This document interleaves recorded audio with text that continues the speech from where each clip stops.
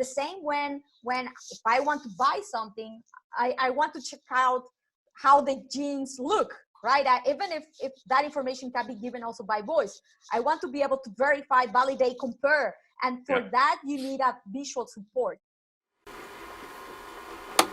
I was selling domain names in my school just to get some money, But I think I was like 16 or 17. We had like a police raid, They were advertising so much on TV, consumers would go and look for more information online, and that's where I scooped them up. They needed some international SEO advice, and they got in touch with me, right? So I knew that I had something that's extraordinary, that we can scale this because it's super hard to copy this product.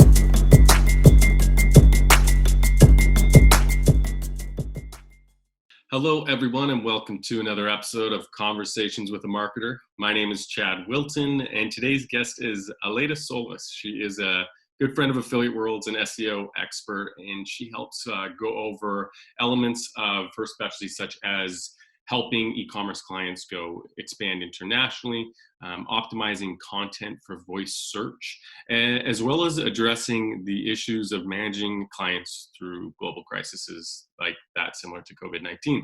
So a lot of this will be applicable whether you're in e-commerce or just focusing on SEO, or you're just interested in future models like voice search.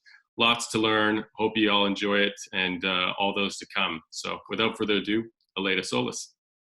Welcome, Aleyda. Aleyda, I wanted to ask actually, tell me, where are you originally from? Are you from Spain? Yeah. No, I am originally from Nicaragua, Central America. Okay, I visited Nicaragua. Indeed. I came to Spain in 2007 to study at the University of Salamanca. And then I ended up staying, living here, indeed. Because it's beautiful. Where in Spain? Right now, I live in the north of Spain, Santander, like the bank. Is where the bank is from, but it's beautiful. The area is beautiful because we have the sea. Like I have the sea like a kilometer away from me right now, and we have the mountains, and it's a very nature-oriented place. So it's lovely. The only challenge is that it is trickier to fly from because there are no big airports here. Right. But then, usually because I tend to travel a lot, I take to take then a little bit of a mix of connections to go to places. So this is the only probably one of the pros of the current situation, right? It's something that I don't need to worry about, at least in the next few months. And just stay put. Yeah, I spent some time in San Juan del Sur surfing. Oh, really? That's nice. San Juan del Sur is one of my favorite places, as you can imagine. It's beautiful. I've got I've had a few friends who live there long term, and my cousin was just actually there about a month ago, and I can't wait to go back. I love Central America. I spent about 8 months last year traveling from Mexico to Ecuador. I love Latin America. I flew from Mexico to Panama because I'd done Central America before, and I wanted to spend more time in Colombia and Ecuador, and so I spent a few months there as well. And Latin America it's beautiful. Yeah. Well, that's awesome. Well, San Juan del Sur is one of the places where you can get some of the best waves in the world. I think that the word tournament, the surf world tournament was being held there for a few years, indeed. It's part of the tour. So like with that being said, I'd love to hear, because these calls are a lot of fun for me because I get to we get to dig into the normal questions I'm sure you've answered a million times. I hope we can hit some new ones. But I love starting with kind of the hero story and how you came into the industry. I know you varied from agency side, independent contractor. I think you touched on affiliate. But how did you first get into the industry? Like, what were you first exposed to? Yeah, well, funnily enough, before being an SEO, I was a front-end web developer / web designer. And what I wanted to do is to learn how to, from a marketing perspective, how to grow the traffic of the websites I helped build, right? And that is why I ended up going to study a master in e-commerce. Indeed, at that point, very long time ago. But I ended up realizing that most of the content of the master was targeted towards the development part of it, not necessarily the e-commerce or the marketing side of it, which is what I really wanted. So coincidentally, and this is like serendipity going on there, like I ended up applying. I realized that there was an online marketing agency in Salamanca, which is a student's town. So it's not Madrid. I mean, it's not the typical place to have an online marketing agency, especially in 2007. But I ended up applying for this job as a content, it was sort of like a position for content marketing / a website's network type of management. So I had to be in charge of the content, of the affiliate sites to monetize the website, to optimize the website, etc. That this agency owned at the time. And little by little, I ended up entering more and more into SEO until there was a point when one of the SEOs from the agency left the agency, and I was given the chance to become a full-time SEO. And this is how I learned about it, and how I enter also in the more international side of things. So because most of the clients of the agency were not even in Spain. Most of them were in the education and travel sector, or travel education. A lot of learn Spanish in Spain or type of companies, right? Or learn English in the UK, this type of agencies. So this is how I also ended up entering at the start, or doing a lot of work with multilingual, multi-country type of scenarios too. So yes, it was I know just from my own research, exploring into more of Aleyda, I know that you specialize in international SEO, and we can definitely touch on that. I'm curious, did you learn anything in your e-commerce masters? Like, was there anything that you were able to leverage? Because it's the ongoing story of our industry is, people, they try maybe a course, maybe a diploma or something, maybe not even. Most people are, the school of hard knocks, and they teach themselves, they learn everything online, and that's how they become online entrepreneurs. But you come across individuals like yourself sometimes who take a crack at schooling. And what was your take? I tried at that time. No, honestly, unfortunately, I am thankful that I took that master, because it gave me the opportunity to be at that time at that location. And I was able, because of that, to also apply to the job where I ended up learning. And also I did a good share of learning, I have to say, online at that point, in the Webmaster World type of forums, SEO book forums, SEO Moss forums at the time. So I ended up learning a lot, like by doing. Also the leadership and the guidance that I had in the agency at that point. But unfortunately, I have to say that I didn't got much from what I do. Of course, I ended up better understanding many concepts in the master, but not the ones that I necessarily use or apply every day, or even I did at that point in SEO. Yeah, of course. And so the ability that you had starting at the agency, being able to wear many hats, being able to be frontward facing with different clients, locally and internationally. How did you gravitate outside of that company and kind of take a step on your own? Yeah, I actually stayed there for a while. I worked there from 2007 when I started until 2010. So I stayed there for 4 years or so, until I ended up going to Madrid to work in-house at a bigger company. Because of course, like after spending and starting your career from the agency side, you crave for an in-house type of position, to be able to dig deeper, to be able to have more influence on projects. And then I understood the hard way at that point, that in in-house you have also the con that you have all the eggs in a single bag. So if you're not at a good time, or you have like enough influence or resources or flexibility to do things, you're a little bit also in a hard position, right? So I ended up starting at a company at that point that was going through a web design or a redesign process. So that was good timing. And after a while, and launching the website and seeing things come forward, I also moved to another in-house job that was a little bit more appealing for me. So after a few experiences like this, I ended up realizing that well, I wanted to have more influence indeed. I didn't want to have all the eggs in a single bag, because sometimes that restricts you a lot to see like, oh my God, I am stuck until next Q to have enough development resources to launch this, or content resources to launch this type of things, right? So at the same time, thankfully, because of course a few years passed by, I started to share more in the community. I started blogging, initially in Spanish, and also speaking initially in Spanish. And it was, I think, in 2012 that I gave my first, I spoke for the first time at an international event in London. It was at SMX London at the time.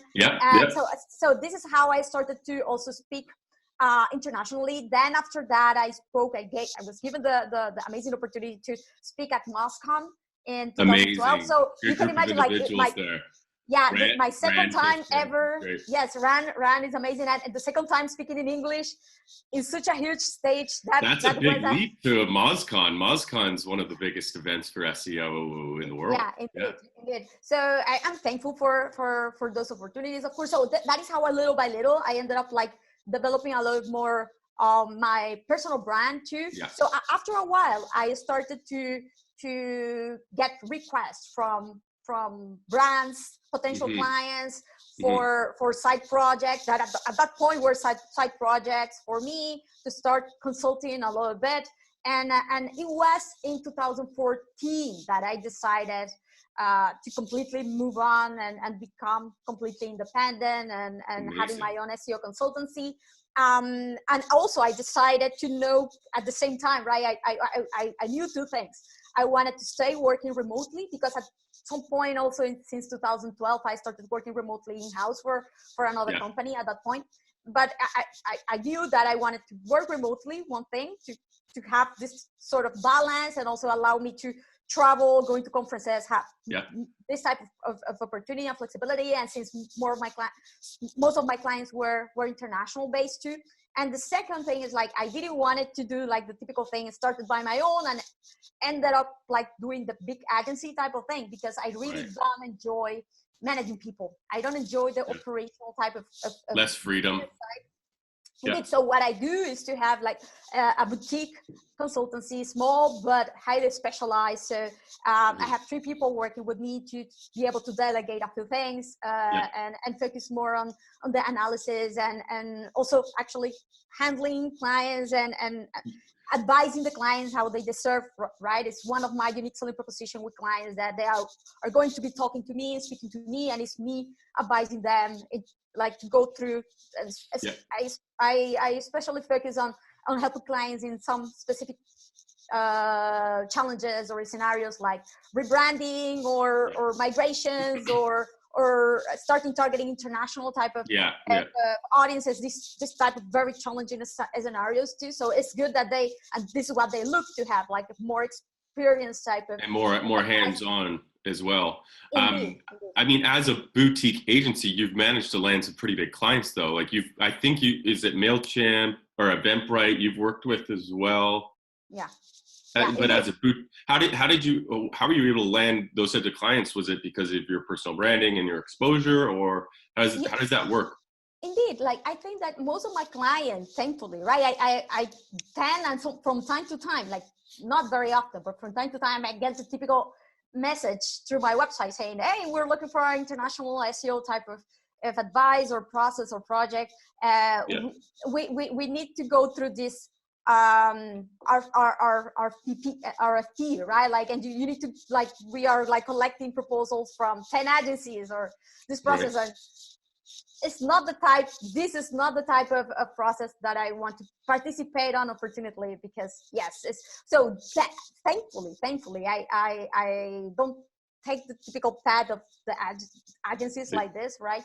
But it's mostly previous clients referrals, people who have seen me speak, people who have read my blog posts, guides, who know me, or friends from the industry that they really know what I am good at. And so it's very organic. A lot of people actually ask me, because I tend to speak a lot and I also to write a lot. It's like, what is what is your conversion from that? What is the ROI of that? And it's so hard because this is so organic, right? For example, one of my top clients right now, I met the lead SEO. Most of the companies that I work with, they have already their own in-house SEO team. And I met this person in 2014 at an event, right? And we have like supported each other, refer each other in many different scenarios like this. And now this person is leading in-house at a big brand, and they needed some international SEO advice, and they got in touch with me, right? So it's very organic. You cannot tell specifically or attribute like this.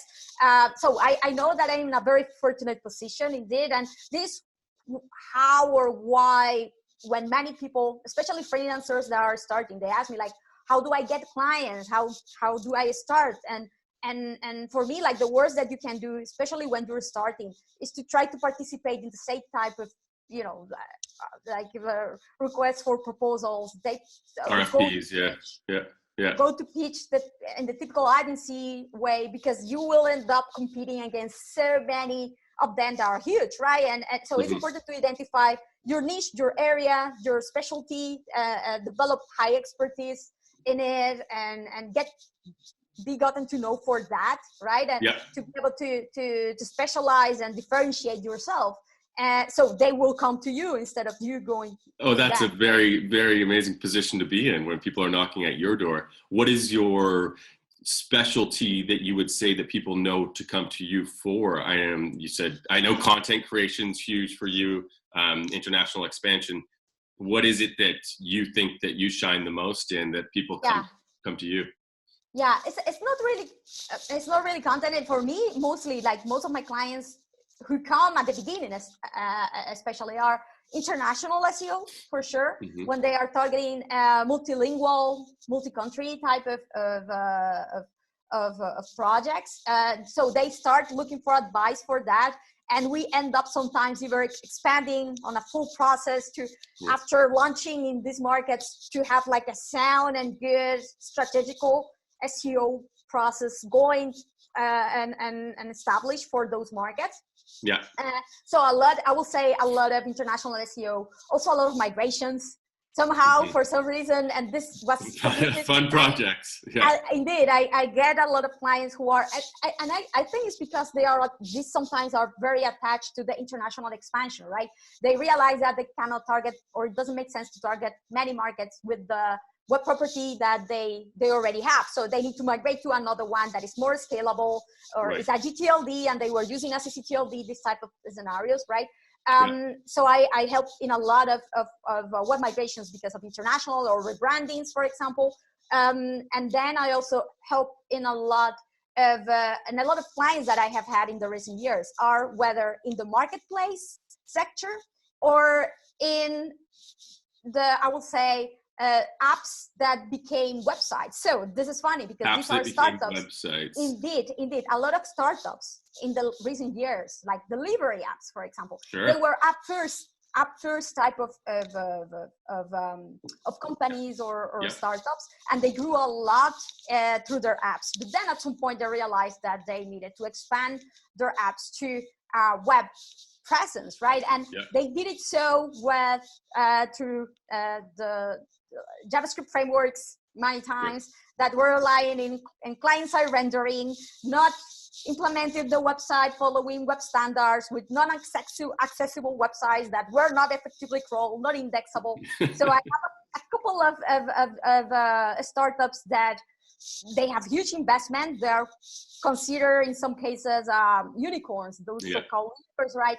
But they suffer from very basic technical SEO type of issues. So it's also in these scenarios of technical and strategical SEO. I help them to, let's prioritize, because of course there are certain type of limitation from a technical perspective to be able to have like a proper web structure with the right categorization, with the right facets, with the right etc. So starting from scratch. So it's very fun because you start from scratch.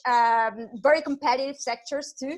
Like delivery sector is very competitive. So it's pretty fun. Like I have this variety of clients in all of these sectors, and so I cannot complain. I have the chance to play around and see many different type of ecosystems. Right now, thankfully, I only have one in the travel sector, so it's good. But yes, it gives me also the opportunity. It's interesting to see the evolution and the change of behavior, and it's crazy indeed. You had said outside of apps, you also focus on marketplaces as well. I'm guessing e-commerce marketplaces we're referring to, correct? Indeed. And a lot of our audience members, I mean, like nearly 50% play within the e-commerce realm, whether it's affiliate e-commerce or true, brand ownership through Shopify, what have you. And, a lot of them primarily focus within the US, but once they get a scalable product or, suite of products, they always look for international expansion. What are the first few steps that you suggest on migrating to kind of a global platform for where they can sell outside of their traditional countries? So I have to say something that it's very important to identify and do really good research, which are those web properties that are ranking in the top 3 position consistently for the top queries for those particular markets, because there's a high inconsistency and it's very spread out. So for example, that in the luxury area, or like you have Net-a-Porter, or you have My Teresa, or you have Farfetch, for example, when you can sell your stuff. But these are huge brands and they rank pretty well in English-speaking markets, for example. But the markets in Japan, for example, it is Baima, who's like the top player there, or in Hong Kong, there is also another very important player. For example, in a lot of Asian countries, you have, for example, Lazada, or you have Alibaba. So it's important to do your proper research, because there's only so much that you can handle at the same time. You need to prioritize. So the first thing I will say, if you want to make the most or leverage marketplaces, is to do a good research. Which are the top players for those particular markets that you really want to prioritize, to focus on those on one hand, and then on the other hand, and it's not only about, of course, being in the top positions, but you will see that many of these websites will give a more prominent presence to more granular products, or the ways that they organize their facets and their internal categories.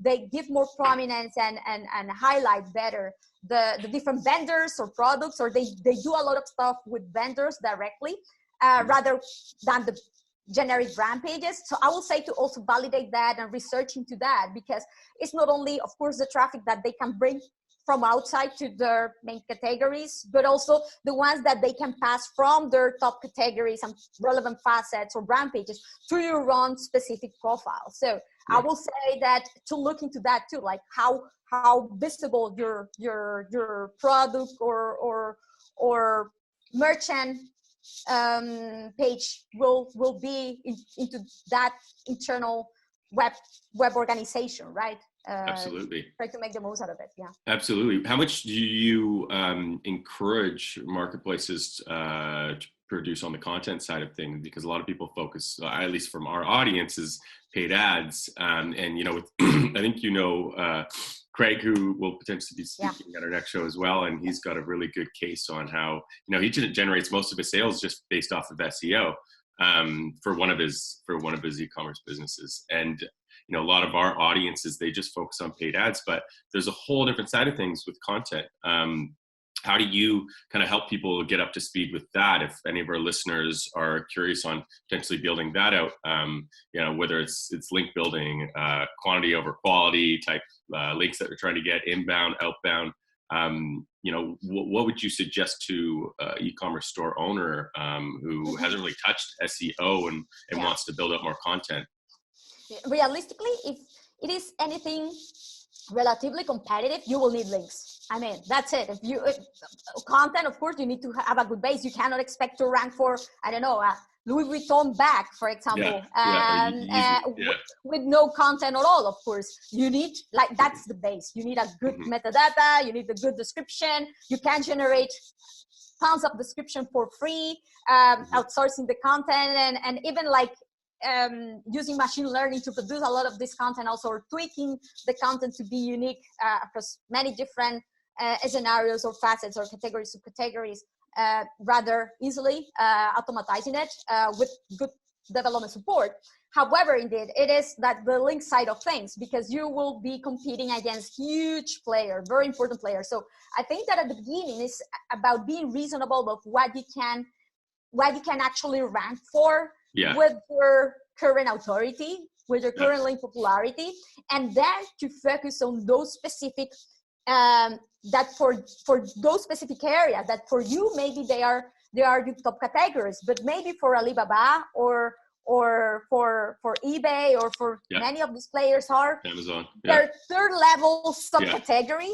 So even if their domain authority is huge, realistically, these pages particularly in profile, it's so and most of these websites also have like sometimes crawlability issues or crawl budget issues or internal link popularity issues too. So I will say to leverage the fact that they are the big guys, yes, they have all of the overall link popularity. Don't go after the bigger type of, at the beginning, don't go for the bigger type of categories or subcategories or brands, but identify which are those weak pages or weak subcategories that they are still not ranking as well for. They are sometimes even ranking with product pages because those specific subcategories or facets are not even indexable in certain cases. Because they canonicalize, many of these websites, what they do is to follow rules to canonicalize these pages to avoid content duplication issues. So they say after second level facets or a facet combination, or I will no index, or I will canonicalize to the parent category. Sometimes then these pages, they are not as well optimized. So go for those. Maybe you have products that are very like that in those areas that you can still get a lot for that. So for example, I was doing this analysis for some Yeezy shoes, color, that blended color, whatever, that shoe size, thousands of searches per month, and many of the big players, they have like a very in-depth subcategory facet or internal search result because the facet is not even indexable, targeting this term, and you as a smaller player, you can end up building a beautiful category targeting very well these queries with videos, with unique content, with testimonials, with price comparisons, indeed, with a lot of stuff that they will never be able to do because of the volume challenge that they have. So I will say, as a smaller player, you need to identify these opportunities and focus on them to grow, and they will very likely be enough for you. Maybe these are not enough for these big players to actually achieve their results, and that is why they are overlooking them. But for you, they can be certainly a game changer. Yeah, that makes a lot of sense, focusing on sub niches within different product sections.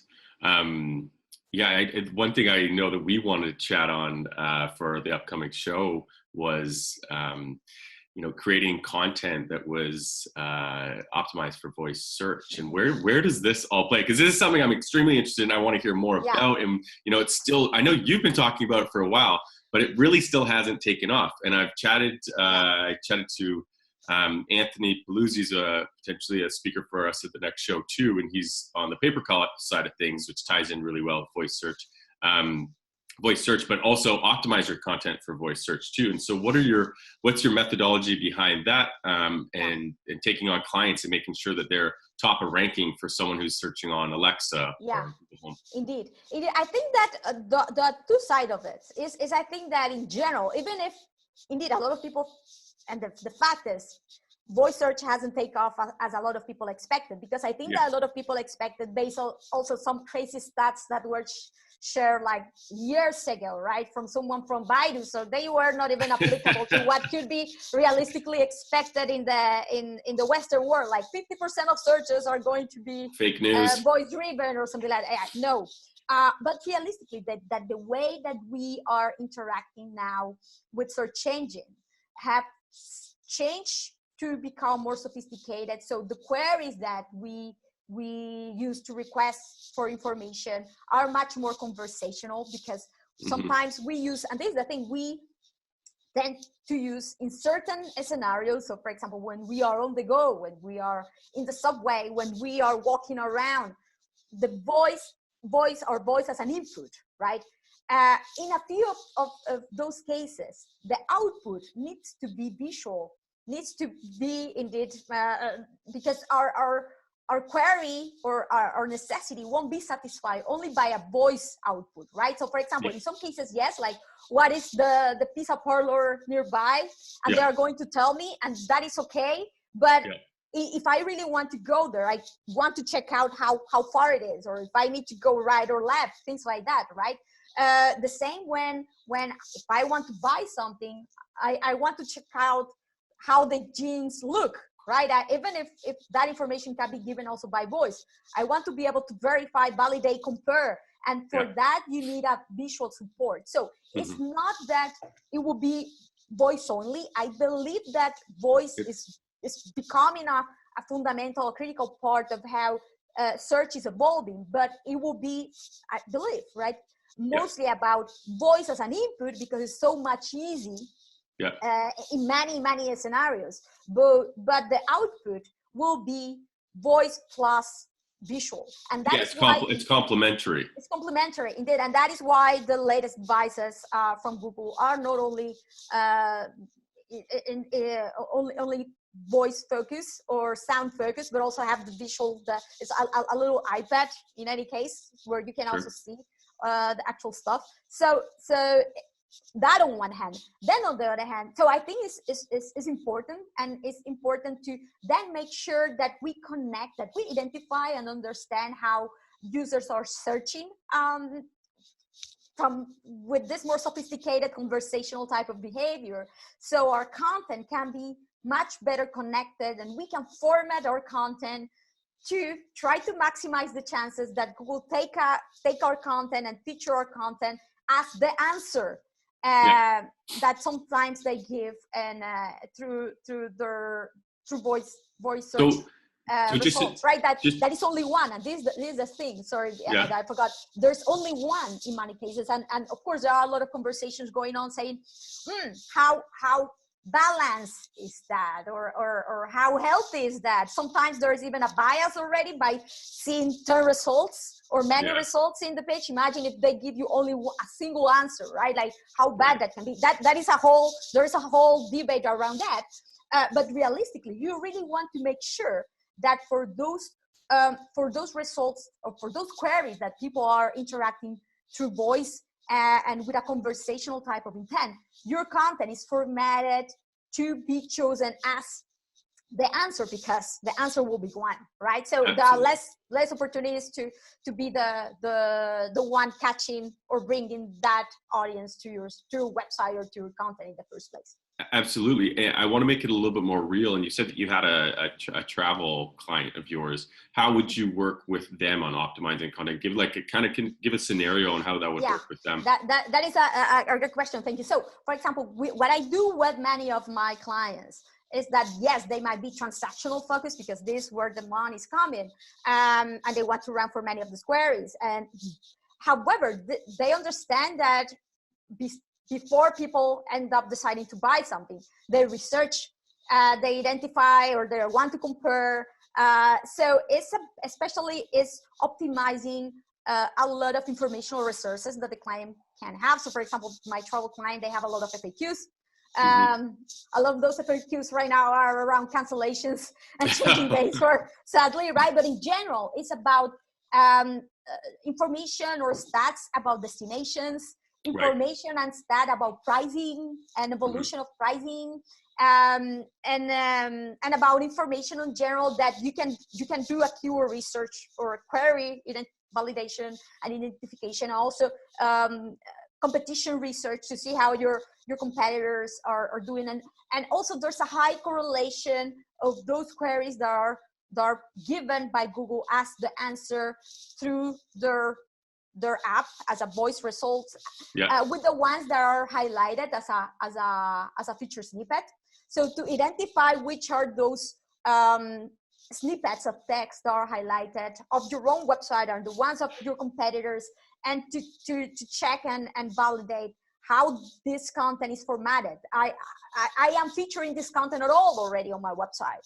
Right. Of course, the content should be for queries that are relevant, reasonable to target and worthy to target from a business perspective too. So if you identify that these queries have a certain role or a good intent from even an informational perspective in your customer journey that is worthy to target, especially those that are pre-sales and post-sales type of support, to create resources around those and format the resources in a way that they are the ones highlighted as a feature snippet. So it's a win-win type of scenario.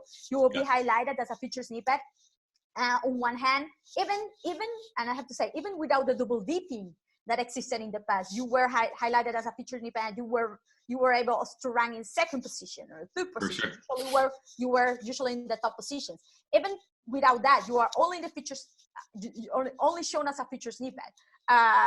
In most cases, if it's a complex or sophisticated type of query, users will tend to click to find out more. They won't be satisfied just by showing 3 bullets or 3 lines of information, right? So you won't lose. There were a lot of people a bit concerned about losing the traffic of the customer. If it is for like complex enough type of queries, they would like to know more or see more, right? And then on the other hand, you will be able also to be shown as the answer. Which is the end goal. With this, there must be a huge play with machine learning, because you want to know what's showing up or how it's showing up for even your competitors, but also for you to have insights on what's actually being shown. How do you analyze that? What kind of programs are out there to give you the ability to see what's actually being visualized for your search queries? No, I have to say something, right? And I'm very impressed of how a lot of keyword or competition focused tools have been able to evolve with this. Like, for example, I tend to use SEMrush a lot, and they do a great job showing also features right away, right? So you can actually see really easily for which queries you are being shown already with a feature snippet, or any of your competitors for that matter.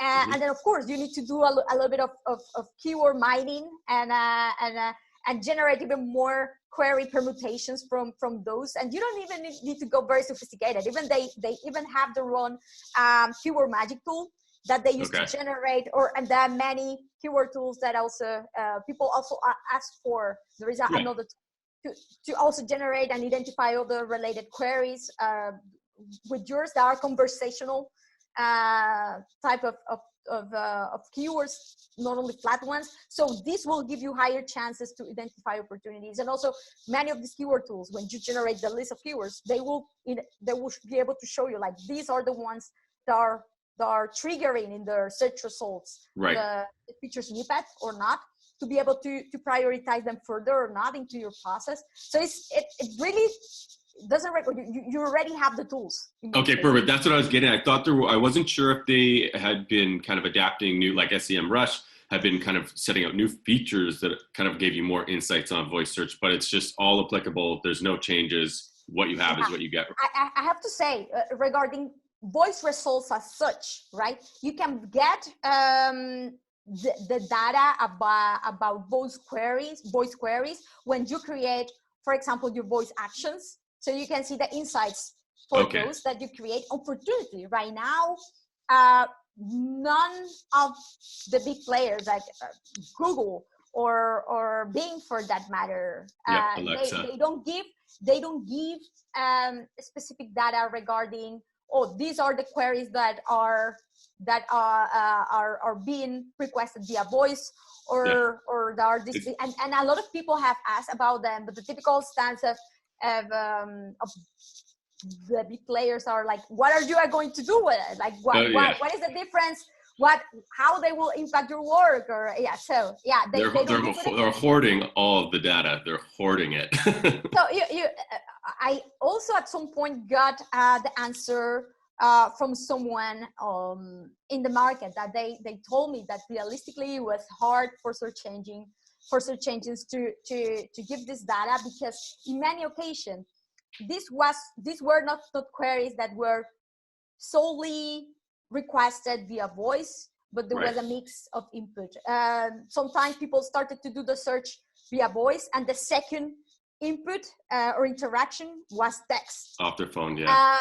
Yeah, indeed. Or so it was very hard to be able to split and isolate, segment, whatever, versus like the effort that they will put on it versus the output that is give certain data to some SEOs who are requesting regarding the voice type of output, right? However, I have to say that what I do a lot and to be able to identify opportunities is to start using the typical type of search permutations, like the questions, for example, that are used usually in conversational in conversational type of searches or queries to be able to trigger those or generate those plus your topic, right? Also, many keyword tools nowadays, they will have the questions filter. So you can perfect. You, for example, if you add their I don't know, travel to Mexico, and they will generate by default all the terms in general related to travel to Mexico, but you can select the questions related to those topics, and they will show you all the questions regarding travel to Mexico. So that is also great. It's fascinating. I mean, like you said it earlier on, conversational marketing, it's not its own, it's complementary. I was discussing with Rutger Thul, he's a chatbot specialist, and how he's saying it's not just one thing, it needs to be tied into the whole marketing mix, and that's what it sounds like voice search is. And I think it's also becoming more and more tied because Google announced, and this is something that I am testing at the moment to see if I am able to trigger that, for certain type of structured data, how to relate a structured data. For example, they will be able to generate directly voice actions without having to build voice actions. You can independently build them, but I guess at the end of the day, for them, they want to facilitate all this and to merge both ecosystems. So so web creators or you don't need to do something extra to be able to have a good presence there, but they should be able to understand and identify the content that you already have on your web presence to trigger those results. And so besides the speakable structured data that they are already using for certain type of websites, but these are more targeted for media type of websites, right? That are already in Google News. But I think that they are testing out, and this is the intent, right? To facilitate and to tie it more together. So for you, it's not an extra step or something extra that you should be a challenge for you to do. Interesting. I honestly, you're a wealth of information, Aleyda. I literally think we could talk for hours. I'm going to be mindful of your time, but I wanted to ask you one more question, and it's in regards to kind of crisis management and how you're shifting, with current situation right now with COVID-19. How are you working? How are you moving and pivoting with your clients, and what does that look like? Yes. Indeed, I have to say, thankfully, I only have at this point one client that is the one that is really affected by all this because it's travel related one. However, of course, like it's not only affecting traveling, but so many other type of industries, local restaurants also too. But I don't have any of those type of clients at this point. However, I think in general, the actions that should be taken are focusing on giving the support for customers, for clients, to be able to see what are the options that they have to cancel if they want, of course, and to be able to rank. So I have been helping my clients to rank because of a lot of searches with their brand plus cancellations, brands plus changes, brand plus coronavirus, brand plus COVID on one hand, and then to be able to do it so with landing pages that inform, that give all the information, of course, but also different alternatives for them. And if they want to change their dates, to accommodate, to try to lose the client, of course. And then on the other hand, also to be alerted if they want, when they open again, when they are again working and available to provide their service to. That is also important to connect it from a conversion perspective too. So that on one hand. Then on the other hand, I think it's also a really good opportunity especially from a reputation standpoint, to show what the company is doing, instance, with their own employees and with their own communities, right? Because especially big brands, they have had to stop operations sometimes, they're keeping their employees. A lot of people are searching also from the media side of it. So it's important to make sure that they communicate what they are doing, how they are supporting their community, how they are intend to manage it all. If they have a specific, for example, hotels or properties, like what are the measures that they are taking? So this also helps a lot of queries for the brand plus health issues or health measures, to show what they are doing to keep the healthy environment when things come back to normal too. Exactly. That is important. And then on the other hand, also more focus in the future is already putting efforts to, and this is a little bit crazy, because of course we already had plans to focus on certain terms that were more focused in the last Q of the year, for example, or in another seasonality for summer, right? That is an important season for travel, for travel, right? But there were also a lot of other priorities and opportunities that were before those, right? But right now, all these resources are allocated, so we are already preparing for when people start searching again, to be able to be in a good place for those queries that are like hopefully started to be searched again in a few months already. So there is a lot of more this critical reputational support, client support type of activities going on right now, to be able to rank in the first positions. Also, this is interesting, depending on the sector that you are. So for example, there are a lot of queries regarding your sector. For an example, right? Hotel in Barcelona, coronavirus, right? Right. You want to be there. If you want to give like information, even from an industry perspective, be identified as an authority, even if it is not your own brand, right? But you want to be able to tell tourists like what is going on in general, to give information that they can get alerts from you, like to take a stance as an authority in your field, because you are there.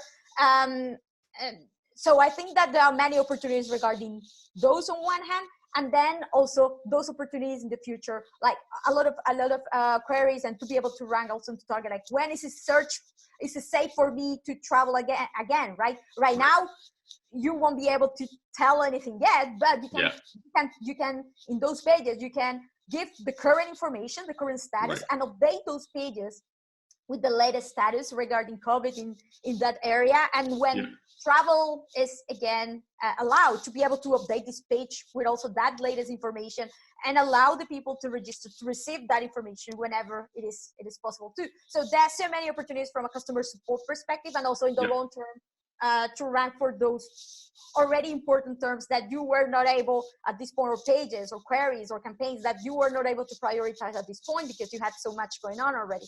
Those become a much higher priority right now. So that is also a little bit of a winning scenario too.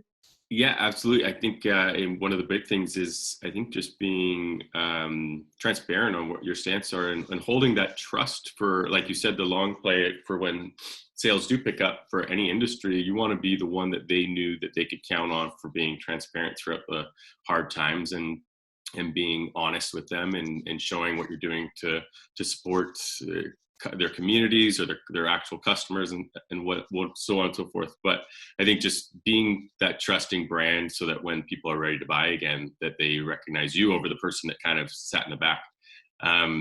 No, this has been extremely helpful. Aleyda, thank you so much for the wealth of information that you've shared. It's been a pleasure talking with you, and definitely look forward to having more calls with you in the future. You're welcome, and thank you for the opportunity. It was a pleasure. Thank you. Absolutely. Well, enjoy the rest of your evening, and we'll chat soon. Thank you. You too. Take care. Bye-bye. Bye-bye.